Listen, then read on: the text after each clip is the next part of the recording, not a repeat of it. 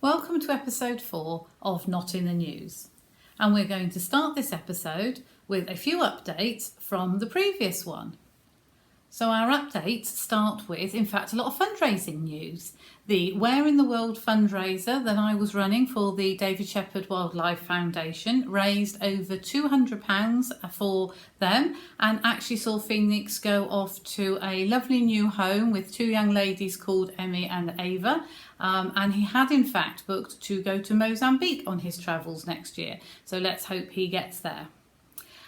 As you can see, I'm actually joined by a co-host on this episode. So this is my new purchase.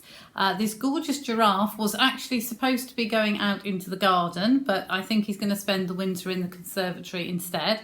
And was my delightful purchase from the Artists for Painted Dogs exhibition, which was running last month. And a big congratulations to them for raising over £32,000 with their artwork, which will be split between the Painted Dog Conservation and the Wildlife Act. Their website is still live for the purchase of limited prints and other art pieces. So do check out their website, which the link will be below this video, as with all the things that I introduce over the course of this episode. The final fundraising event to mention is in fact the wonderful David Shepherd Virtual Wildlife Ball, which was held last Friday. It was a true triumph for modern technology, as you were able to feel really connected with all the participants across the world, with members of staff, with conservation projects, and fantastically they raised over £80,000 on that one evening. Brilliant work, was really great to take part in it, and in fact the link for the hours-long programme, which is also on YouTube, can be found below this video if you would like to catch up on it because you missed it.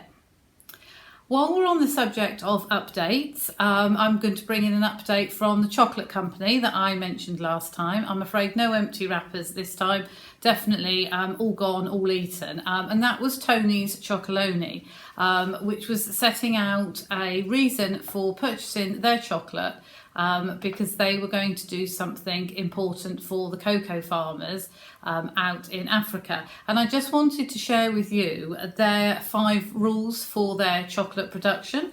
And that is that they can trace all the ingredients, their cocoa beans, into their bars, that they make sure that they pay their farmers a higher price so that they have more than their living wage that is necessary. They work with farmers to produce a cooperative, which together makes them much stronger. And that in the long term, that they build up relationships that last over 5 years, because a new cocoa tree would take 5 years to grow. And therefore the need for a farmer to make that investment, he needs to know that he's able to sell his produce at the end. So long-term relationships, and also by improving productivity and making sure that those farmers are well trained and have all the things that they need. So that's just a little bit more detail to Tony's Chocolonely. So in an interesting follow-on from Tony's Chocolonely was in fact an email that I'd received from Divine Chocolate, who, by the way, do a vegan bar in case anybody is interested. And they just wanted to obviously introduce their consumers to some of their facts behind their products. So Divine Chocolate is in fact a palm oil free brand. They work very hard to ensure that fair trade exists within their cooperatives and their workers. They did share some interesting data, which was in fact back in the 1970s, a cocoa farmer would receive about 50% of the cost of the chocolate bar as his income. By the 1980s, it had decreased to 16%, and now they receive between 3 to 7% of the worth of that chocolate bar. So actually it's very important for us, I feel, to be aware of the production of the things that we enjoy eating so much. And on a final note, they did point out that they had actually moved on to ecotricity, which means that they are actually using 100% green electricity in the production of their brands. So something that I believe that all consumers could look into if they were interested.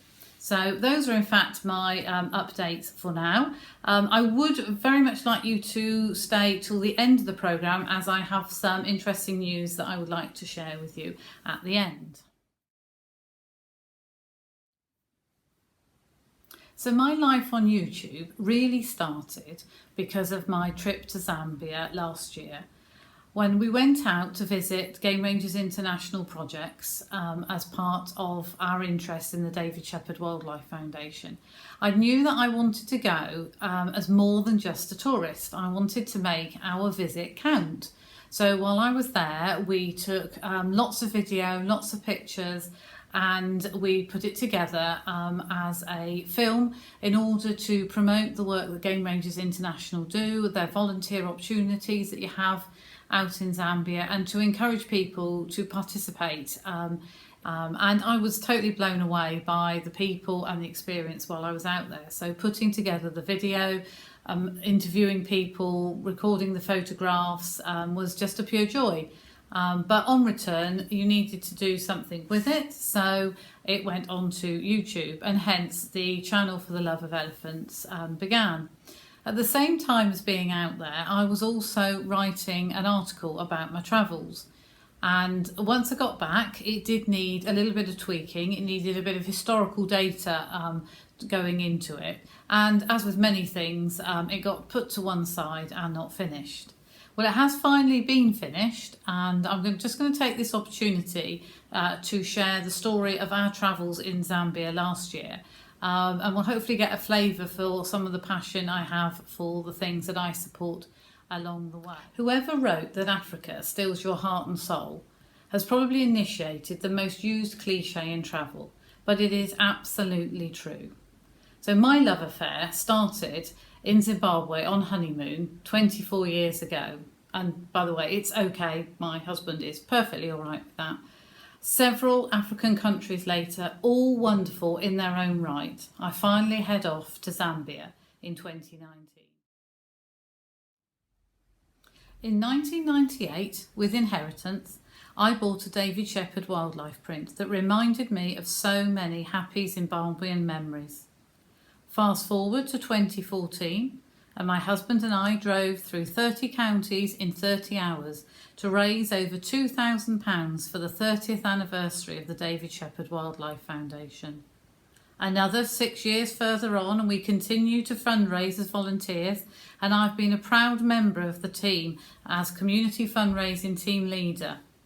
In this role, I got to meet so many amazing, passionate people who do incredible events and challenges, at which over the last 36 years has raised over 10 million for the animals that David Shepherd loves so much. So why is Zambia so important? Well, I was heading out to the Elephant Orphanage project run by Game Rangers International. GRI is a non-profit organisation established in Zambia in 2008. They work in close partnership with the Department of National Parks and Wildlife to empower rangers and local communities to conserve nature. They embrace a holistic approach to conservation and empower rangers across 3 core thematic areas: resource protection, community outreach and wildlife rescue.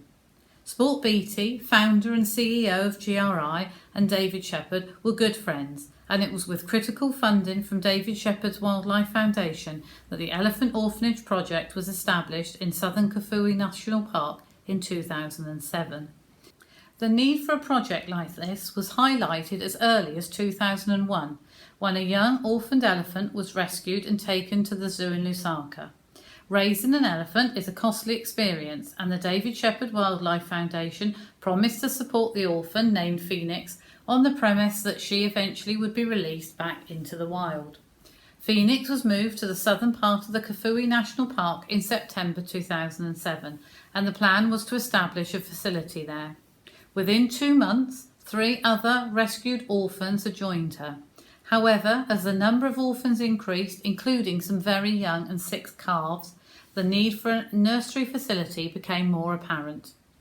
In 2011, the project rescued a young orphan in need of veterinary support, and within a short space of time, 3 other young and vulnerable orphans joined her. This became the catalyst for the development of the Lilai Elephant Nursery, located outside Lusaka at Lilai Game Reserve. The flights from the UK to Lusaka, changing at Johannesburg, were uneventful, and after 13 hours my feet touched Zambian soil and I was incredibly excited. We travelled in July, early August, when the temperature was pleasant during the day, a little chilly early in the morning and late at night, but with less insects to bother us. After buying our visa to enter, we travelled through Lusaka with our first guide, Paul. Lusaka looked like many African cities I have visited, and the discussion soon turned to life in Zambia. The answers were much the same as other countries: high unemployment, perceived corruption, foreign investment. But after Paul had lived in several other countries, he had actually decided to return to Lusaka to bring up his family, a good endorsement I felt for Zambia itself. Paul took us to our first lodge, Lilai Lodge. Lilai Lodge is an amazing oasis and not a typical start to a safari, but we were here to visit the Lilai Elephant Nursery, part of the Elephant Orphanage project, which is situated within Lilai Game Reserve and 3 kilometres away from the lodge. The lodge's history is intertwined with the nursery, as it is located on 2 hectares of land donated by the Miller family, which you pass as you head towards the lodge. It is a project dear to the Miller family, who have been keen supporters of wildlife conservation for many years. David Shepherd himself was a great friend of the Millers for over 50 years, and his own family continue to be regular visitors to Lilai. In fact, our well-appointed chalet was adorned with David's prints and incredible towel elephants in the bathroom. Lilai Lodge is known for its food, and it didn't disappoint. Much of it is locally sourced. After a good night's sleep, the next morning we headed off to the elephant nursery. Things are different now because of COVID, but back in 2019, every day between 11:30 and 1 p.m, visitors were invited onto the viewing deck to watch the orphans return from their bushwalk and eat. At that time, there were 4 orphans: Tuko, Lani, Gasewi and Makaliva, each with their own sad story of separation or death, but now with the positive news of a new life growing up to be a wild elephant. The member of staff for our talk on the deck gave a brilliant presentation about each orphan, explaining about the threats of poaching, human-wildlife conflict, and how being visitors at the nursery can help. More importantly, what visitors could do next. The team at the nursery live unfussy lives, with a team of keepers and other staff, which include a veterinary nurse, research assistant, camp staff, security and volunteers. The tents are simple, without electricity, and have basic shower facilities, but it has a sense of family, and we were made to feel extremely welcome. On our second day, we were allowed the opportunity to mix the milk formula and walk out to meet the orphans for their 9 a.m. and 3 p.m. feeds. There is a no contact policy as part of their return to the wild, and we wore green coats like the keepers and stayed a suitable distance away. I smiled with pure delight as 4 heavy bundles ran like excited children towards Oliver, the deputy head keeper, when he arrived with the bottles. What had taken us 30 minutes to prepare was gone in 3 minutes. We were able to spend time observing them for a while, mostly feeding from the vegetation. In such a short space of time, you can begin to spot their personalities and marvel at their ingenuity. Behaviour observation studies, known as BOS, take place on a regular basis. This not only assists in the monitoring of individual orphans' health, their well-being and development, but also provides important insight into the effects of trauma, and the results give the team at GRI more knowledge for the future. I begin to understand the importance of research for making sure the orphans get the best possible start and support when we moved on, as an orphan would, to the next stage, Camp Phoenix in Kafue National Park. Having now undertaken the 7-hour car journey, I am totally in awe of the journey that the elephants must take. A special vehicle has to be hired, a team of trained people need to travel with them, stopping every 2 hours to check and feed them. All this without mentioning the roads that vary from the brilliantly smooth to the non-existent. An average transfer would take an orphan 9 hours. Camp Phoenix is all about the rewilding of the elephants. The staff are passionate, incredibly welcoming and live a simple life. There are basic tents, again with no electricity. There are outdoor showers and hot water after 5 p.m. once the sun has warmed it. The elephants are skillfully cared for by a team of 15 keepers from the surrounding 2 chieftains and local town. There is a central boma where any new arrival will stay, being able to see, smell and touch the rest of the herd, but with private space if needed. At the right time, the orphan will join the rest of the herd on their daily routine. There were 9 in the herd when I visited, ranging from 4 to 9 years old. Each morning at 7 a.m, the elephants leave the boma with the keepers. The keepers are there to follow and observe, not to direct or intervene. Walking behind them, being in their natural habitat and observing them was like a dream come true. At 11 a.m, they returned to camp. This is the time that any visitors could come and see them, but it had to be pre-booked. The afternoon routine is to walk out into the bush again and return for supper and bed at 5:30.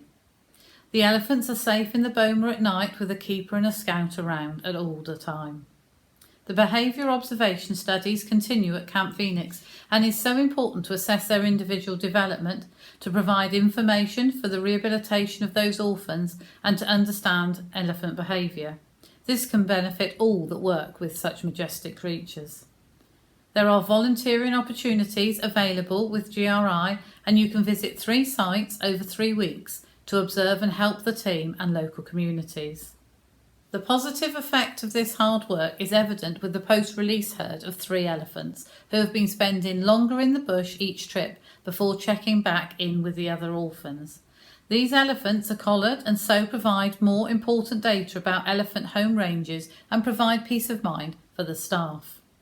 It was a magical moment to see the matriarch of the herd, Chamalandu, close to camp. Chamalandu was being closely observed by the team for signs of a very special arrival. She was due to have a baby. 6 weeks later, Mutanzi David was born, the first wild calf born to a released orphaned elephant in Zambia. What a success story for Game Rangers International. And then, all too soon, our stay came to an end, and I felt totally inspired to make sure that the work of all these extremely dedicated people was better known in the UK. We continued our trip in Zambia. We headed off to South Luangwa, staying at Machenga Camp and Flat Dogs. We had some fabulous game drives, observing more elephant behaviour and being amused by the antics of so many hippos. Both camps provide excellent accommodation. We stayed in the Jackalberry Tree House at Flat Dogs, which was a unique experience as it had its own waterhole as well. There was superb food all holiday, great guys, and they had such a friendly feel.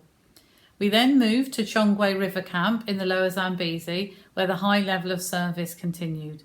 And we were able to have river and canoe safaris from camp, which really made the most of such a varying landscape. After 15 days in Zambia, it was finally time to leave, but not say goodbye, and we've already planned and booked our next trip.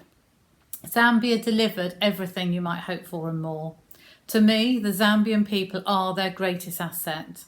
We've never been made to feel so welcome all of the time.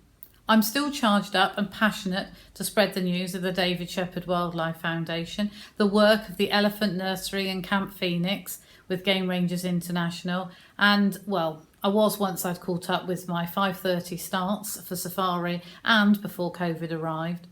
But thank you so much, Zambia, for all that you gave us last year and for all those memories that will continue to power the work that I do for all those wonderful people out there supporting their wildlife.